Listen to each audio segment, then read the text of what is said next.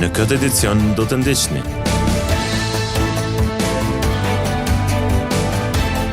Në Gjakov raportohet për disa raste të vjedhjeve në shtëpi private. Cak i vjedhjeve vazhdojnë të mbesin shtëpitë e mërgjimtarëve.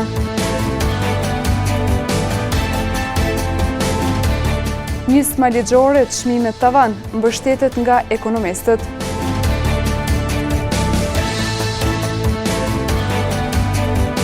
Programi vizitat në shtëpi vën në qendër gruan shtatzën, fëmijët dhe nënën. Përshëndetje, po fillojmë edicionin qendror të lajmeve këtu në televizionin Syri. Në stacionin policor në Gjakov, kohëve të fundit janë raportuar disa raste të vjedhjeve në shtëpi private. Nga ky institucion bëjnë të ditur se janë duke shqyrtuar me shumë prioritet, secilin rast të dëmtuar me qëllim që kryesit e veprave të gjenden dhe të sillen para drejtësisë. Numri i rasteve të vjedhjeve në territorin e Gjakovës ka shënuar rënje të dukshme gjatë 3 mujorit të parë të vitit 2026, krahasuar me të njëjtën periudhë të vitit të kaluar. Sipas policisë, nga 71 raste sa ishën në vitin 2025, këtë vit janë regjistruar vetëm 31 raste, që përbën rreth 50% më pak. Për këtë rënje, por edhe për rritjen e nivelit të zbulueshmërisë, flet shefi i njësisë së hetimeve në Gjakov, Toger Çamilgashi. Të i krahasu statistikat vitit 2025 me vitin 2026, konsideroj që numri i vjedhjeve është në rënje sipër, pasi në 3 mujorin e parë të vitit 2025 e kena pas 7 raste të vjedhjeve, ndërsa 3 mujorin e parë të vitit 2026 e kemi 30 raste të vjedhjeve, që i vjen diku rreth 50% vjedhje më pak. Ashtu edhe niveli i zbulueshmërisë është më i lartë. Këtë vit kemi 17 persona të arrestuar për vjedhje dhe vjedhje të rana në territorin e Gjakovës, raste të cilat janë procedurën e prokurorisë. Sipas tij, cak i vjedhjeve mbeten kryesisht shtëpitë e personave që jetojnë jashtë vendit, por nuk mungojnë as rastet në përmarkete, ku autorët identifikohen më lehtë fal kamerave të sigurisë. Kryesisht cak i vjedhjeve janë shtëpitë e personave që jetojnë jashtë vendit. Kemi vjedhje edhe në përmarkete të ndryshme ku kryesit identifikohen me lehtë për shkak të kamerave të sigurisë. Kemi vjedhje të emta, vjedhje të ndryshme. Togeri Gashi shton se vetëdijësimi i qytetarëve dhe bashkëpunimi me policinë, së bashku me masat preventive, ka ndikuar që numri i vjedhjeve këtë vit të jetë dukshëm më i ulët. Niveli i sigurisë është rrit, të bazu edhe në dosjet që ne i posedojmë për personat recidivistë, të cilët veç janë dërguar në gjykatë, në pjesë të tyre janë nevojtit të dënimeve. Vetëdijësimi i qytetarëve ka një efekt kyç për shkak të bashkëpunimit që kemi të mirëfillt me ta. Kryesisht edhe angazhimi preventiv jon ka bën që ky numër si vjet të jetë dukshëm i ulët. Institucionet e sigurisë mbeten të përkushtuar për të garantuar rendin dhe sigurinë, duke synuar që ulja rasteve të vjedhjeve të jetë e qëndrueshme edhe në të ardhmen. Projekti i rehabilitimit të rrugës Tranzite duket se po ju sjell probleme të vazhdueshme bizneseve të kësaj zone. Prapa kamerës, disa prej tyre janë shprehur se punimet në këtë projekt kanë penalizuar dukshëm veprimtarinë e tyre. Punimet për rregullimin e plotë të rrugës Tranzite janë duke vazhduar si pjesë e një projekti të rëndësishëm infrastrukturor për qytetin. Megjithatë, pavarësisht të rëndësisë së këtij projekti, bizneset që operojnë përgjatë kësaj rruge po përballen me vështirësi të konsiderueshme tash e sa kohë. Disa prej tyre kanë shprehur shqetësimin se punimet kanë ndikuar drejt për drejt në rënjen drastike të qarkullimit të klientëve dhe në uljen e të ardhurave të tyre. Sipas tyre, kufizimi i qasjes, pluhuri dhe pengesat në rrugë kanë bërë që shumë qytetarë të shmangin këtë zonë, duke penalizuar kështu aktivitetin e tyre ekonomik. Bizneset kërkojnë nga autoritetet që të gjejnë forma për të lehtësuar qarkullimin dhe për të minimizuar ndikimin negativ gjatë fazës së realizimit të projektit.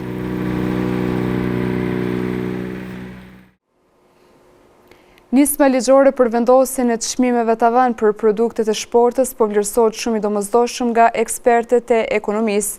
Ekonomisti Jakub Bellaça thotë se për ekonominë e Kosovës, rritja e inflacionit mujor është i papërballueshëm.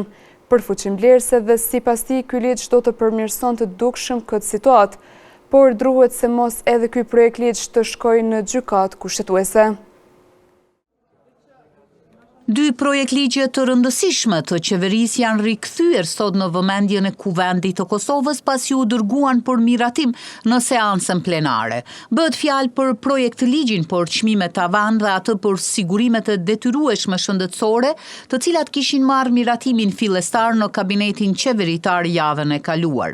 Njohuesi ekonomis Jakub Bellaça thotë se ligji për çmime tavan është shumë i rëndësishëm dhe i domosdoshëm për vendin karshi rritjes së vazhdueshme të inflacionit. E shoqësit të domosdoshme e krijon një mirëqenie ekonomike sociale për arsye sepse ky projekt ligj është për çmimet elementare bazike, ku caktohet marrëza e fitimit për produktet elementare bazike dhe ushqimore, thjesht e kontrollon marrëzën e fitimit, ku përfshin përpos produkte elementare bazike edhe ato higjienike.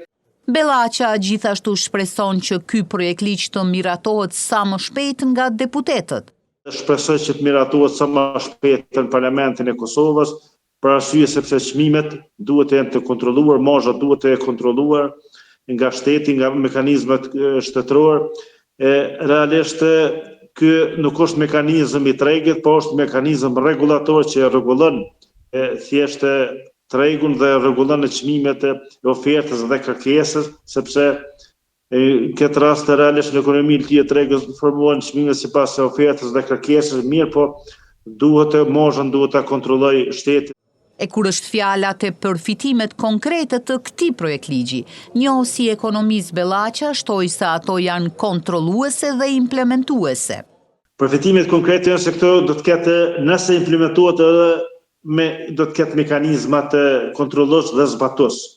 Se ligji mund me qenë shumë i mirë, por do të ketë mekanizma implementues dhe kontrolluese.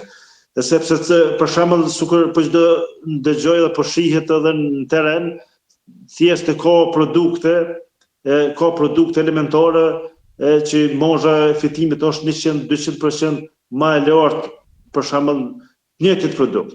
Edhe gjithashtu edhe për çdo ditë ndryshon.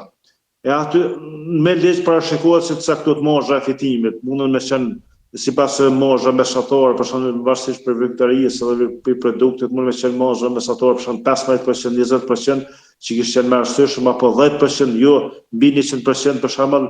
Projekt ligji për çmime tavan i njohur si masë përkohshme për produktet bazë në raste të destabilizimit të tregut, në vitin 2023 ishte shpallur i pavlefshëm nga gjykata kushtetuese e Kosovës. Rezultatet e projektit, vizitat në shtëpi, që po zbatohet përmes infermierëve në qendrën kryesore të mjekësisë familjare në Gjakov, infermierët Adelina Puka dhe Teuta Bytyçi. Në emisionin Med Plus kanë folur për rezultatet e këtij projekti dhe nivelin e bashkëpunimit të nënave me fëmijë. Qendra mjekësisë familjare në Gjakov ofron shërbime të rëndësishme për komunitetin, përfshirë edhe programin e vizitave në shtëpi që në fokus ka gjendjen e grave shtatzën dhe nënave me fëmijë nga 0 deri në 3 vjeç. Infermiere Adelina Puka në emisionin Med Plus, derisa ka treguar për zbatueshmërinë e këtij projekti, thotë se gjatë gjithë kohës bëhet një monitorim i vlerësimit për të ndihmuar që fëmijët dhe familjet të krijojnë themele të forta për mirëqenien gjatë gjithë jetës së tyre. Ekzistojnë edhe formulare të cilat e mbajnë një arhiv, një dokument ku ruhet, domethënë edhe përcjellet që prej fillimit deri në moshën e 3, për shkak se programi përcjell rritjen dhe zhvillimin e foshnjës 0 deri në 3 vjet. Edhe ato në vazhdimsi, domethënë matet pesha, perimetri kokës, perimetri gjoksit, gjatësia dhe kështu me radhë, dhe i shoqërojmë në përputhshmëri njëra me tjetrën. Duke ju falendëruar UNICEF-it, ata kanë mundsuar, domethënë bashkë me Ministrinë e Shëndetësisë, e kanë mundsuar një instrument monitorues për rritjen dhe zhvillimin e fëmijëve qysh në moshat e hershme, që është GMCD, do të thonë është i standardizuar, do është i ndarë me disa domene, ku shohim, do të thonë, a është fëmija në rritje në përputhshmëri me moshën që ka. Infermiere Puka gjithashtu tha se në këtë program obligative janë të paktën 2 vizita gjatë 9 muajve të shtatzanisë të secilës grua, me qëllim që në e ardhshme të merr sa më shumë leksione për këtë proces. Janë obligative 2 vizitat e para gjatë shtatzanisë, në mënyrë që me përcjell dhe me pa gjendjen e gruas shtatzan, por që nëse ka të nevojshme, se dihet që gjendja hormonale ndryshon gjatë shtatzanisë dhe e kanë maset nevojshme ta keni profesionist shëndetësor përpara, edhe të komunikojnë lirshëm lidhur me problematikat që i rrethojnë. Mirë po për atë arsye është edhe klasa në qendrën e mjekësisë familjare, ku ato janë të qatshme shumë ma lehtë, do të thonë edhe marrin shumë ma lehtë këshillat dhe i marrin ato informacionet e sakta për një shtatzani të shëndetshme. Ndërsa infermierët e Uta Bytyqi vuri theksin të aspekti emocional që mund të kenë gratë gjatë procesit të shtatzanisë, por edhe pas lindjes.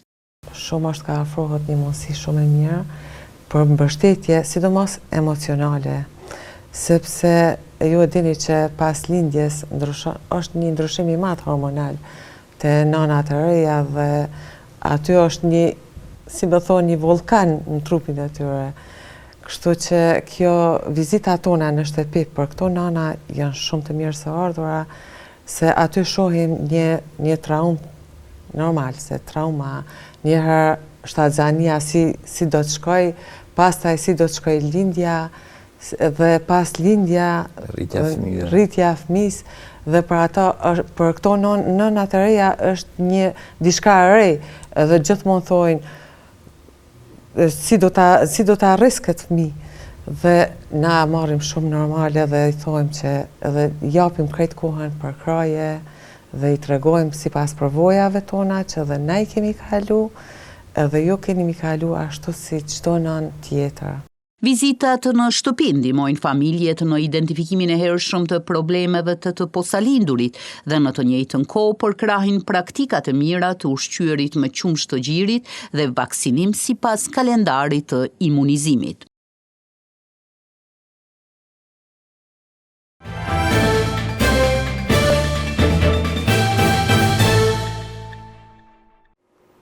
Këtë pranverë fshati Kusar ka marrë një pamje të gjallë dhe shumë të bukur.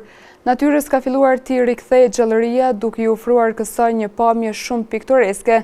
Nga pamjet e realizuara nga kamera syrit shihet një pamje ideale për të shijuar natyrën, qetësinë dhe bukurinë autentike të fshatit.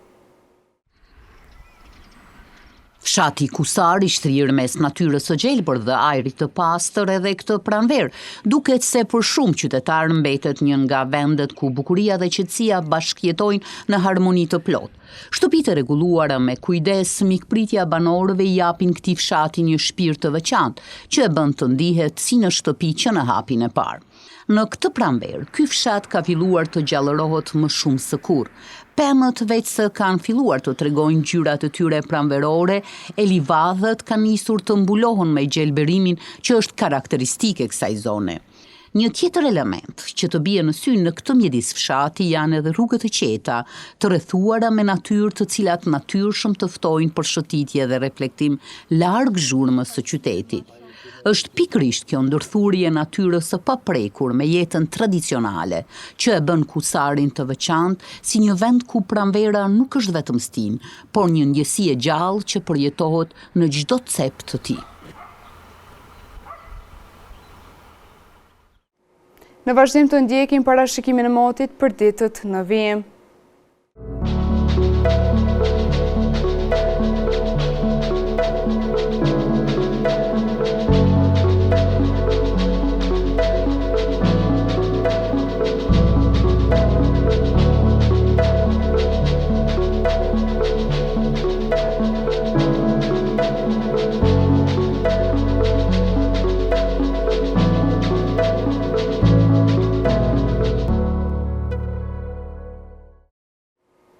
Para se të ndajmë të ndjekim edhe një herë titujt kryesor të këtij edicioni.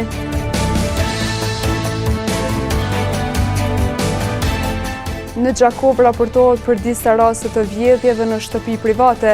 Cak i vjedhjeve vazhdojnë të mbesin shtëpitë e mërgëntarëve.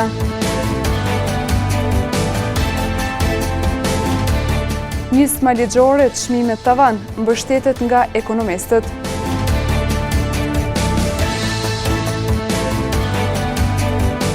Programi vizitat në shtëpi vën në qendër gruan shtatzën, fëmijët dhe nënën. Këtu merr fund ky edicion qendror i lajmeve. Ju mund të vazhdoni të na ndjeqni në televizionin Syri si dhe në rrjetet tona sociale. Mirupafshim.